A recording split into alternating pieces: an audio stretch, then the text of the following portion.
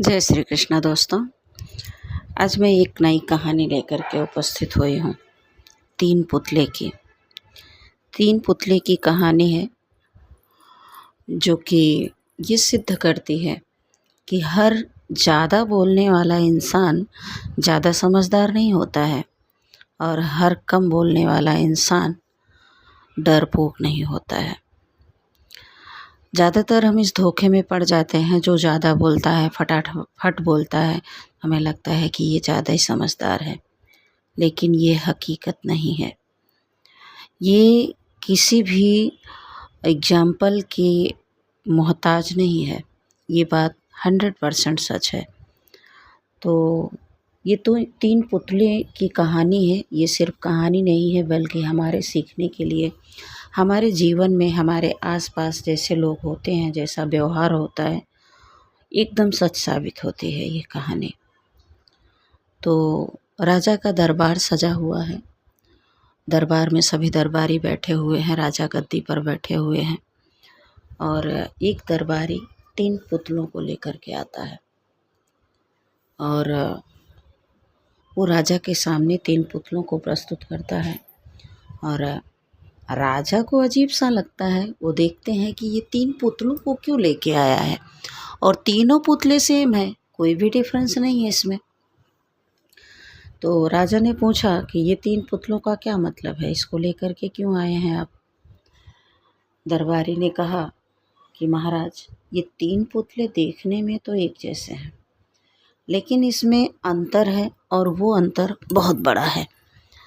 तो राजा को कुछ समझ में नहीं आया और जैसा कि राजा का दरबार सजा था तो सारे बुद्धिजीवी लोग दरबारी में बैठे हुए थे।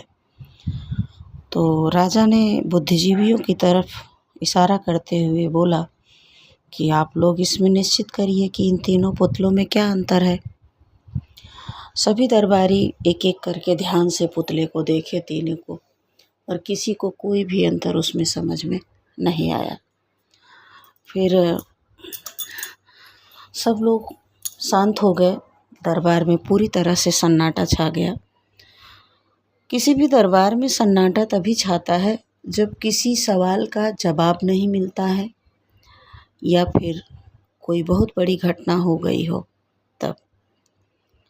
तो यहाँ पर भी वो सन्नाटा उसी समय का था कि सबके मन में सवाल था कि अगर दरबारी ने राजा के सामने ये सवाल रखा है तो ज़रूर ऐसा कुछ होगा कि इसमें अंतर तो ज़रूर होगा, लेकिन आखिर ये अंतर पकड़ में क्यों नहीं आ रहा है।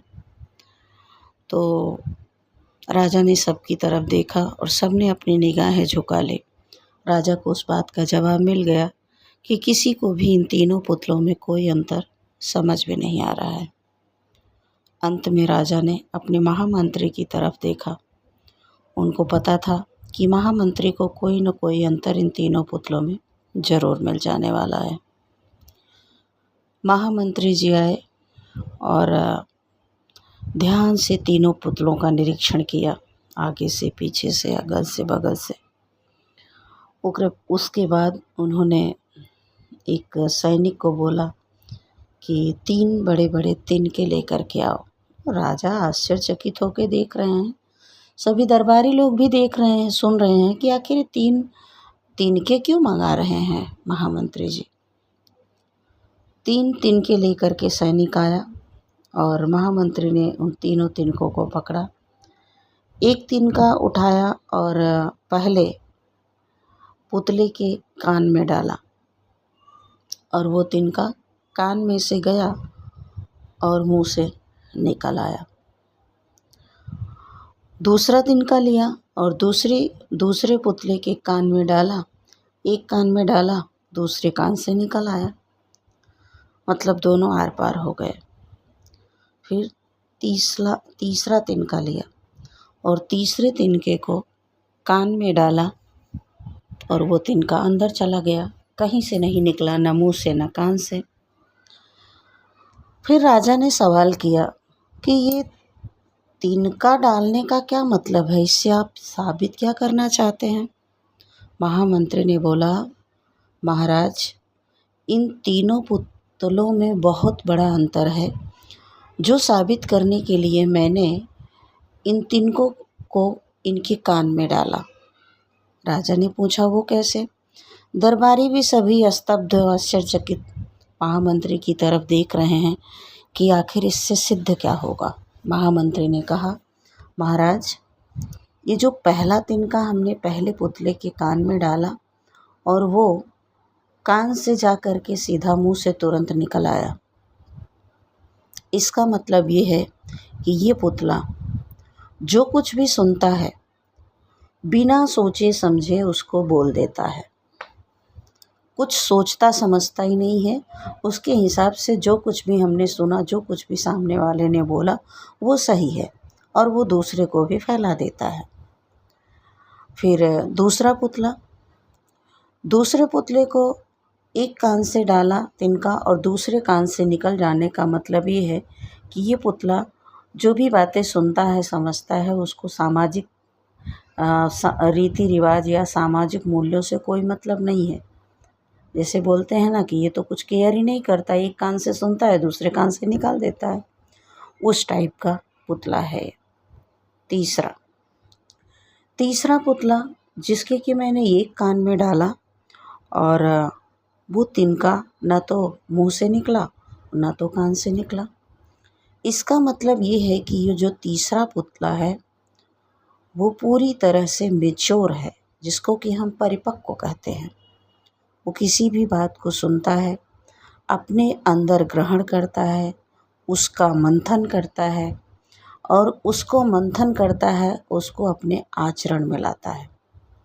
उसको किसी को ऐसे नहीं कहता है, कहीं ज़रूरत पड़ती है और पूरी तरह से उसका मंथन करने के बाद ही किसी को कभी कहता है, ऐसे ही नहीं कहता है। तो इस तरह से समाज में भी लोग हैं। पहले पुतले की तरह ऐसे लोग भी हैं जो कि कहीं पे भी कुछ भी सुन लिए और उसको फैला दिए, चाहे वो मोबाइल के जरिए हुआ, चाहे फेस टू फेस हुआ। और इस तरह के लोग ही समाज में अराजक स्थिति फैलाते हैं, परिवार में, मित्र में विद्रोह फैलाते हैं। और दूसरे को तो आपने कोई अच्छी बात भी समझा दिया, बता दिया, तो उसको तो कोई मतलब ही नहीं है। उसने इधर से सुना और उधर से निकल गया, उसको कुछ मतलब ही नहीं है, याद ही करने लायक नहीं है। और जो कि पहला पुतला था बोलने वाला, ऐसा हम बराबर धोखा खा जाते हैं कि ये बोल रहा है, बराबर बोल रहा है, फटाफट बोल रहा है। बोलने का मतलब ये है कि बहुत समझदार है, फटाफट डिसीजन लेने वाला है, लेकिन ऐसा नहीं होता है।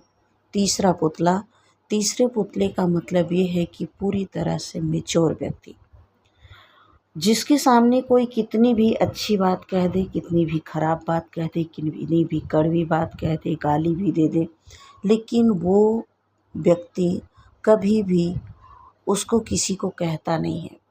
वो अपने अंदर उसको ग्रहण कर लेता है और ग्रहण करने के बाद उसका पूरी तरह से मंथन करता है।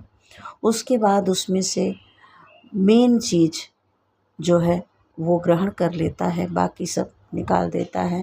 और मेन चीज़ ग्रहण करके भी जहाँ जब ज़रूरत पड़ती है, समय पड़ता है, उसी हिसाब से उसका यूज करता है। इसी को कहते हैं हम मैच्योर। तो इसका मतलब ये है कि हर बोलने वाला व्यक्ति समझदार नहीं होता और हर चुप रहने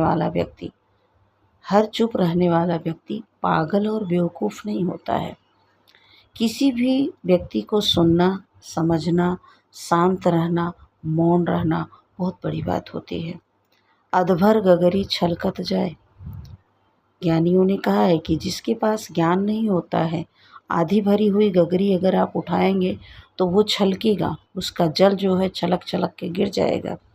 लेकिन जो पूरी तरह से भरी हुई गगरी होती है उसका जल शांत रहता है।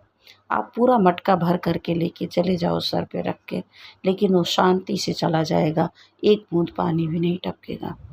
उसी तरह से वो तीसरा वाला पुतला है कि सब कुछ सुन करके, सीख करके अपने अंदर ग्रहण कर लेता है, उसको कहीं भी कभी भी निकालता नहीं है। तो इस 3 पुतले की कहानी से हमें ये बहुत बड़ी बात सीखने को मिलती है। जय श्री कृष्णा, राधे राधे।